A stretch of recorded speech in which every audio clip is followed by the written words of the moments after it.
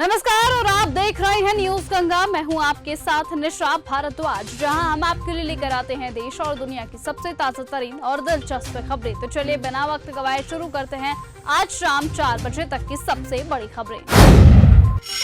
Indigo की flight में तकनीकी खराबी। चंडीगढ़ से लखनऊ जाने वाली इंडिगो की फ्लाइट संख्या 6E146 में तकनीकी खराबी की वजह से टेक ऑफ से पहले ही फ्लाइट की उड़ान को रद्द कर दिया गया। फ्लाइट में करीबन 160 यात्री मौजूद थे। इंडिगो की ये फ्लाइट सुबह 8 बजे चंडीगढ़ से लखनऊ जाती है। राजस्थान में हो रही बारिश। राजस्थान के ज्यादातर हिस्सों में लगातार मानसून की बारिश हो रही है। राज्य में अभी भी 30 जिलों में बारिश का अलर्ट है। भरतपुर, धौलपुर, करौली और सवाई में बारिश का ऑरेंज अलर्ट है, जबकि शेष 26 राज्यों में येलो अलर्ट जारी किया गया है। मानसून की पहली बारिश ने कई जिलों में तबाही मचाई है। जोधपुर में कारोबारी की कार नाले में गिरने से उसमें सवार 3 लोगों की मौत हो गई थी। भारतीय दूतावास ने जारी किया ईरान के AEO का बयान। ईरान के परमाणु ऊर्जा संगठन ने परमाणु ठिकानों पर हमले के बाद बयान जारी किया, जिसमें भारत ने ईरान के दूतावास ने एक्स पर पोस्ट किया।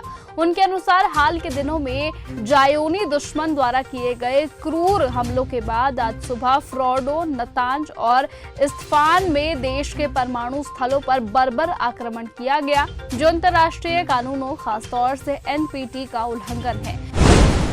पहलगाम आतंकी हमले में मिली बड़ी सफलता। जम्मू कश्मीर में 22 अप्रैल को पहलगाम में हुए आतंकी हमलों के मामले में राष्ट्रीय जांच एजेंसी को बड़ी कामयाबी हाथ लगी है। NIA ने इस आतंकवादी हमले में शामिल आतंकियों को पनाह देने के आरोप में 2 लोगों को पकड़ा है और ये दोनों संदिग्ध पहलगाम के ही रहने वाले हैं। अहमदाबाद विमान हादसे में अब तक 247 DNA मैच। गुजरात के अहमदाबाद में एयर इंडिया के प्लेन क्रैश के बाद मृतकों की पहचान के लिए DNA टेस्ट किया गया था, जिसके बाद अब 247 शवों की पहचान की जा चुकी है।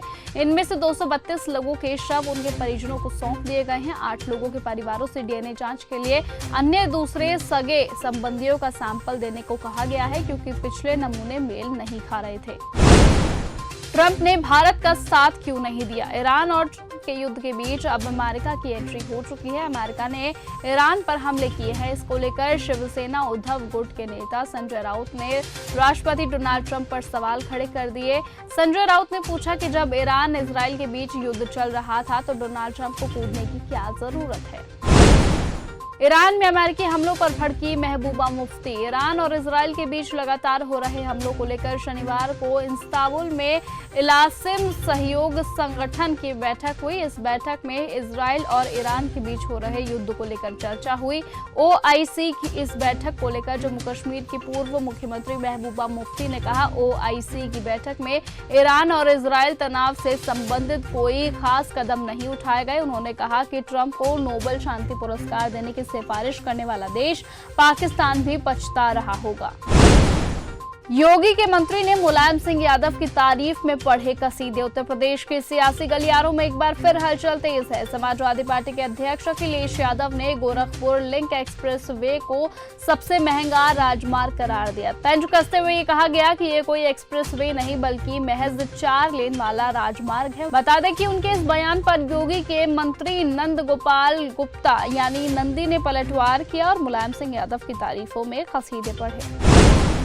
शांति के रास्ते पर आए ईरान के परमाणु ठिकानों पर हमले के बाद अमेरिकी राष्ट्रपति डोनाल्ड ट्रंप ने आज यानी अपनी प्रेस कॉन्फ्रेंस में कहा कि अमेरिकी हमले में ईरान के 3 परमाणु ठिकानों को नष्ट कर दिया गया।